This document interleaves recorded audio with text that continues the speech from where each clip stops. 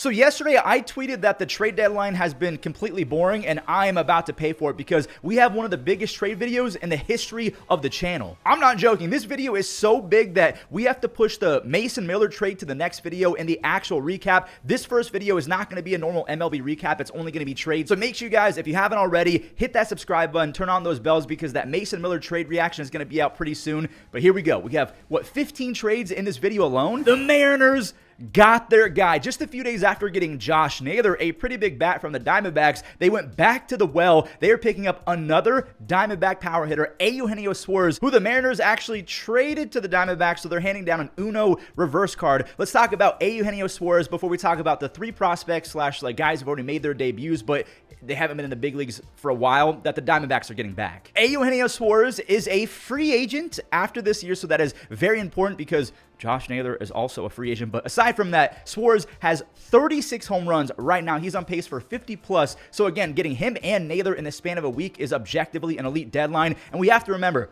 these are the Mariners. They're always way better in the second half. And they have some pretty elite starting pitchers coming back from the IL pretty soon. So they're about to just surge if everything goes to plan. We got to cross our fingers with certain franchises in baseball because sometimes they're just cursed with bad luck. The Mariners, they're kind of in that conversation the last half decade. But I'll reiterate what I said not too long ago. Getting Josh Naylor and Eugenio Suárez in the same lineup as a red-hot Randy Arozarena. Cal Raleigh is on pace for almost 60 home runs as a catcher. Second half, J-Rod is a different human. And then you factor in Jorge Polanco kind of waking up as well. I'm sure J.P. Crawford has been a great leadoff hitter. Dom Canzone has been a surprise. The Mariners' offense could be really good. Let's talk about what the Diamondbacks got in return. They are picking up the 23-year-old first baseman, Tyler Locklear. Now, I will admit he's had a rough go-around so far in Major League Baseball, but when I read off these AAA stats, you're going to see why the Diamondbacks wanted this guy. He's hitting .316 with 25 doubles, 19 home runs, and 18 stolen bases in 98 AAA games this year. Now, a lot of fans across baseball are saying he plays in the PCL, so those stats are going to be a little bit boosted. I don't care. Those are like prime Paul Goldschmidt numbers. I'm not saying that Locklear is going to be prime Goldschmidt, especially. I don't know what he is exactly defensively, but offensively, sky's the limit with this kid. The Diamondbacks also picked up a 25-year-old reliever who recently just made his debut, Juan Burgos or Burgos. I'm going to botch some of these names, I'm sorry, but he's already shown that nasty pitch mix because, again, he made his debut not too long ago. He has elite chase rates thanks to one of the better cutters in baseball already. And Diamondbacks fans, be juiced about this final kind of throw-in player, 24-year-old Hunter Cranton. He was a third-rounder last year, but he's pitching like he should have been a first-rounder. Now, granted, the sample size is not that big. He's only thrown 10 innings this year and a handful of innings last year, but the strikeouts are there, the command is there. Cranton as a throw-in could be awesome. So to recap this big first trade, because again, we have a Shane Bieber trade, we have a Jhoan Duran trade. I mean, this is just an insane video. The Mets traded for a few elite relievers. I do want to recap. It's Eugenio Suárez to the Mariners in exchange for Tyler Locklear, Juan Burgos, and Hunter Cranton. And the only thing that you guys have to keep in mind going forward is that Suárez and Naylor are both free agents. So that's a decent amount of capital. If they don't re-sign these guys, I mean, they could dip in a few months and maybe even sooner if it doesn't work out. Because again, I have to be real. There is a slight Mariners kind of black cat running around. I don't know what it is, but the Angels and the Mariners, they can never catch a break. So maybe this is the year where that gets snapped. Also, just want to throw it out there that the Mariners also picked up a lefty reliever, the 29-year-old Caleb Ferguson. He used to be a strikeout demon with the Dodgers, Yankees, and Astros. So if those teams want Caleb Ferguson, I mean, that says enough about the guy. He's got incredible stuff. Now, the strikeouts have dipped this year, but he eats lefties alive. The Pirates, they get 19-year-old starting pitcher Jeter Martinez. He showed a lot of promise in 2024 before kind of falling back down to earth this year, but that's that trade. Oh, no. I knew it was coming. We all knew that this was coming as a Guardians fan, but the 30-year-old Shane Bieber, the former Cy Young winner, he is on the move. He is a Toronto Blue Jay. He is going north of the border. Now, we know Shane Bieber's peak was actually peak in terms of just baseball talent that's ever been created. But just like another Cleveland great that was on a trajectory to maybe be a Hall of Fame type player, Grady Sizemore, Shane has just not been able to stay healthy. And there were some conversations that Shane was kind of a victim of the sticky stuff ban. Now, allegedly, he was a sticky merchant and that once they banned Spider Tack, he just kind of forgot how to strike out hitters. But he came back with a vengeance, and so far in his rehab starts and even dating back to last year before he got hurt, he was striking out everyone. So Shane Bieber, I just want to say thank you for everything that you did. He was one of my favorite players honestly, of my lifetime. He gave a lot to the city, and I hope that he goes in shreds for the Blue Jays. And I'm going to keep it real. I really like the return for Shane Bieber. We get the 22-year-old Khal Stephen or Stephen. He's kind of Shane Bieber-like. He does not possess that upper 90s velocity fastball, but he locates and commands all of his pitches. He has a 2 ERA and an almost 10 strikeouts per nine this year. I've been looking at some Jays fans on Twitter and them reacting to this trade. They love the Bieber trade, but the fact that it's a rental, remember, Shane is a free agent after this year, just like a Suárez, just like a Josh Naylor. So Jays fans are like, why are we giving up Khal? Even if it's Shane Bieber, it's a rental. Khal is way too good to give up. So, I mean, maybe I'm just a prisoner of the moment and I'm just going off what Jays fans are saying, but it seems like it's a great trade for Cleveland, right? Like, Shane was going to get traded. That's why they signed him. So the Blue Jays just upped their World Series chances a little bit, and same with the Phillies. Man, we have so many big names in this video getting traded. They picked up Jhoan Duran from the Twins for Mick Abel, who is a former super prospect, and Eduardo Tait. So 2 top 100 prospects for Jhoan Duran. Duran is as good as it gets for a closing pitcher, and he's easily one of the most freakish, I'm talking freakish, pitchers to ever step foot on a big league mound. He throws a splitter sometimes 97 miles an hour, 95, something like that. He has a 99 splinker thing from hell. I mean, seriously, he's one of those guys, even as a left-handed hitter. I mean, I would never make it to Major League Baseball, but usually lefty versus righty isn't that uncomfortable. I would be uncomfortable versus a Jhoan Duran, and the best part about this trade, he's not a free agent until 2028, so he's going to be their dog for the next few years. Now, they did have to give up the 23-year-old Mick Abel, so the Twins, man, the Twins, they're really good at developing pitchers. Just look at Joe Ryan. Mick was the 15th overall pick in 2020. He looked awesome out the gate this year, but he's been knocked around since. He throws really hard. He's got a great curveball and slider when he's not throwing it down the middle. When he's off the plate, he's just unhittable. The Twins also picked up 18-year-old Eduardo Tait. He might be the successor to Ryan Jeffers, or is Jeffers the DH or the catcher? Christian Vasquez, whoever is catching right now, Tait is probably going to be the guy after those two leave. So Tait has tons of pop for an 18-year-old. He has a rifle for an arm, but just like an Agustin Ramirez or something like that, the arms there, like all of the big body kind of power hitting traits are there. He just has to work on the framing and the blocking, but he's 18 years old. There's plenty of time to do that. I'm going to say this right now. I love this move for the Phillies. I need Bryce Harper to win a World Series, and this gets him a little bit closer to that. I was basically about to upload this video, but thanks to the power of editing, I can put this part with the Phillies part because this happened an hour after I talked about that Duran trade. So the Phillies and the Twins made another trade. Harrison Bader is headed to the Phillies. He has 12 home runs and a 340 on base, and of course, he's Harrison Bader, so he's put up some of the most consistent elite defense we've seen the last decade. Get Schwarber the heck out of left field. Brandon Marsh is waking up. I don't know if this is going to be a platoon situation because Bader has been slugging against lefties and righties this year. Max Kepler has been a complete bust. Maybe when he comes back, there's a platoon. I don't know. Maybe it's a good idea to just not play Kepler at all. Johan Rojas, he's probably going to be a late game type replacement on defense. I like this trade a lot for the Phillies. Who do the Twins get? They get 21-year-old outfielder Hendry Mendez. He is a contact first outfielder who's not quite fast enough to be a center fielder in the big leagues, at least in my opinion. Corner outfield, sure, he takes his walks, he doesn't strike out, and I think he could be good. They also picked up the 16-year-old Jeremy Vioria. We have a kid born in 2008 traded. He's a 6'2 strikeout demon already. Okay. And one more Twins player on the move. This is very bad for the rest of baseball. Brock Stewart. It could be Correa next, but Brock Stewart is going to the Dodgers. He is also a 6'2", 6'3 strikeout machine. He has a 2.3 ERA this year and an almost 12 strikeouts per nine since 2023. I'm not quite sure of the return just yet for the 33-year-old reliever, but he reminds me a lot of Blake Treinen, so Dodgers, okay. The Mets, they had themselves a day. The Mets picked up Ryan Helsley, the 31-year-old flamethrower, who again is a free agent after the season. That's going to be the trend of today's trade video. Almost everyone is a free agent after the season, so that's why teams are offloading them. But like I said, the Mets picked up the 31-year-old flamethrower and the opposite, the anti-Ryan Helsley, Tyler Rogers, but we'll talk about him in a second. Now, for Helsley, the strikeouts have been down in every season since 2022, but he still shreds. He throws as hard as anyone in the game, especially for relievers.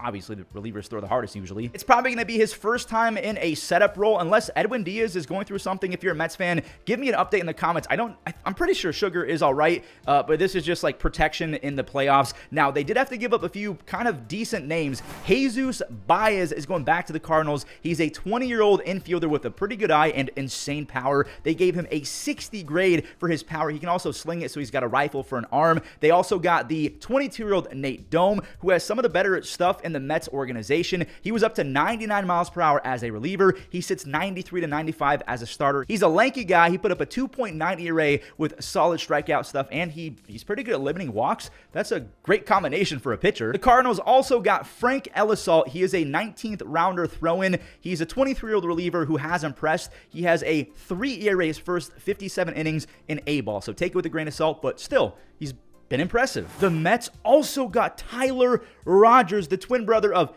Taylor Rogers, who also got traded. We'll talk about that in a second. The 34-year-old submariner Tyler Rogers, who is a free agent after this year, go figure. He is one of the best ground ball / soft contact pitchers this game has ever produced. Again, the submarine low velocity takes away all the power from a hitter, which makes complete sense. If you're throwing slow, the exit velocities are not going to be as high, because when you're throwing 101 and you're swinging about 80 miles an hour, yeah, the exit velocity is going to be crazy high. Just like the Mariners getting Naylor and Suárez is a sick deadline, the Mets getting Helsley and Rogers for the bullpen in one day is also just disgusting. The Mets, they did not get Tyler Rogers for free. They had to give away Jose Butto. I kind of feel bad for this guy because he was traded mid-game. He's been with the Mets since he was 19 years old, and he kind of got murked in his last appearance by the Padres. But aside from that, he had a 2.7 ERA his first 45 innings, and that's after having a 2.5 ERA last year. So he's very good at getting chases. He keeps the ball on the ground. Also picked up the outfielder Gilbert, who has a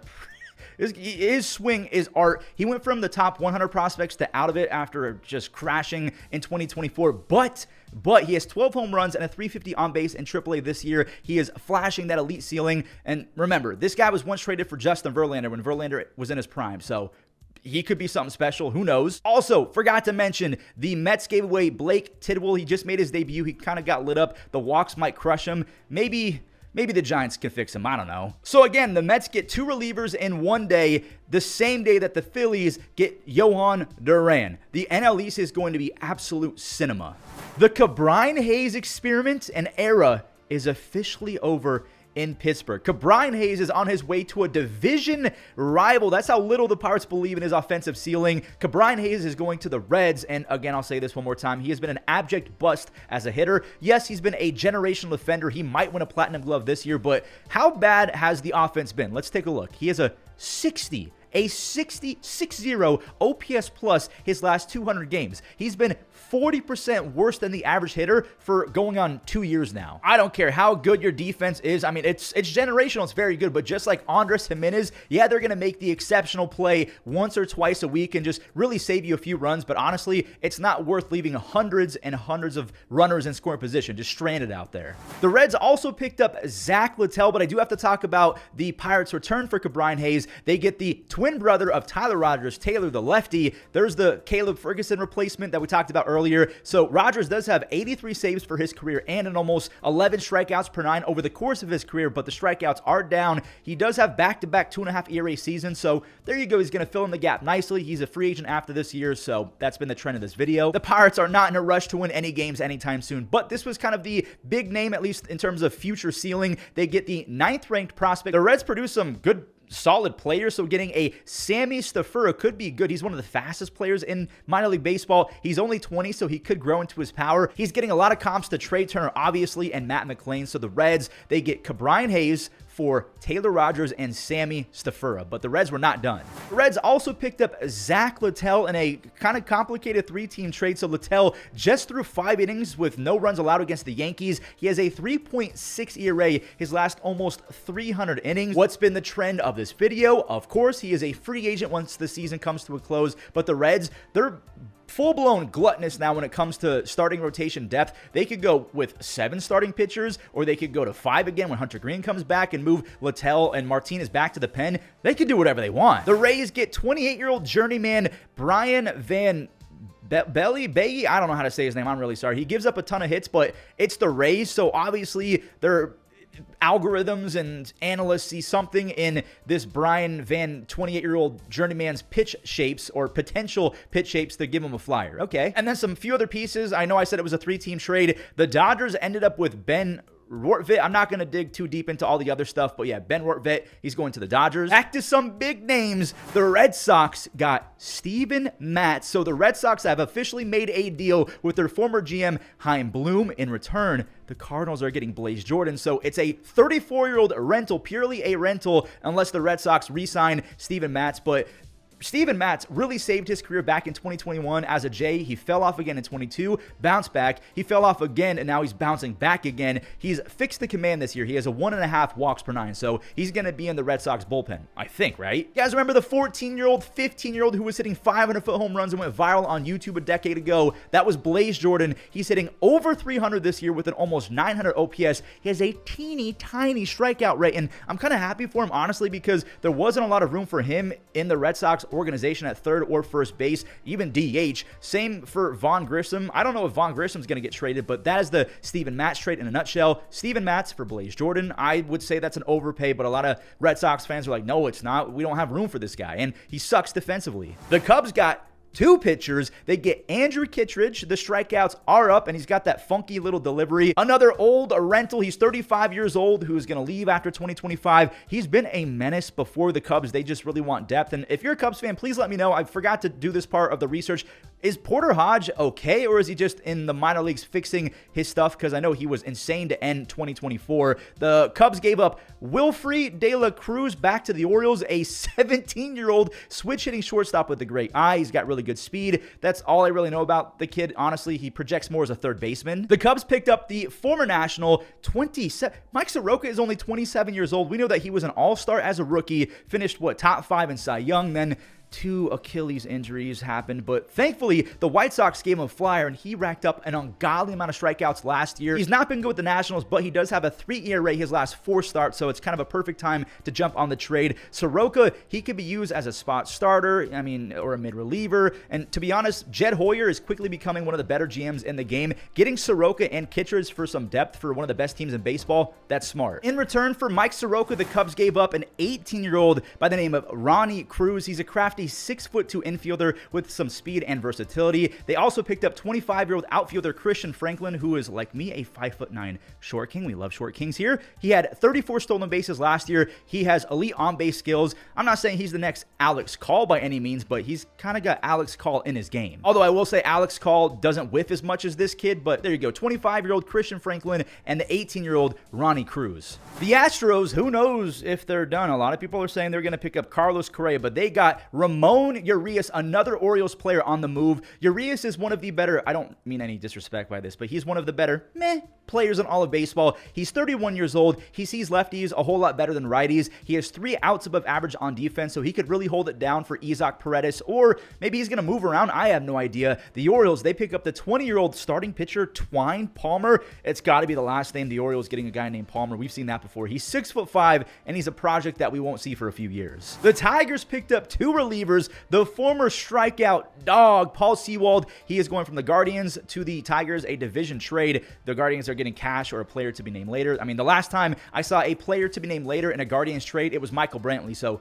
maybe it works out. I'll say it again, Sewald was a dog not too long ago. He had a 14.5 strikeouts per 9 in 2021. The strikeouts are still there, but the hits per 9, they're climbing year after year, so that's not fun at all. And same with Kyle Finnegan. The inevitable second half cratering has already begun. He straight up fizzles out as fast as anyone I've ever seen. For his career, he has a really good 3.2 ERA in the first half. In the second half, a 4.4 ERA. He still throws hard. He keeps the ball on the ground. He doesn't generate a ton of whiffs, but I think the Tigers can fix that. So in the span of a few hours, the Tigers pick up Paul Sewald and Kyle Finnegan. The Nationals are really retooling. They pick up the 6'4", 22-year-old Josh Randall. He doesn't walk anyone, and maybe sometimes he has way too much command, similar to an Emmanuel Clase, where he's throwing it too much in the zone, so he gives up a lot of base hits. So the 6'4", 22-year-old Josh Randall and the 22-year-old RJ Sales, he has awesome hits per 9, so he's kind of like the opposite. He doesn't give up a ton of base hits, but he's got decent strikeout stuff. And there we have it, the full-blown trade video. Again, we have a massive trade between Mason Miller and the Padres coming up. Do not go anywhere. Subscribe so you don't miss it. I'll see you soon.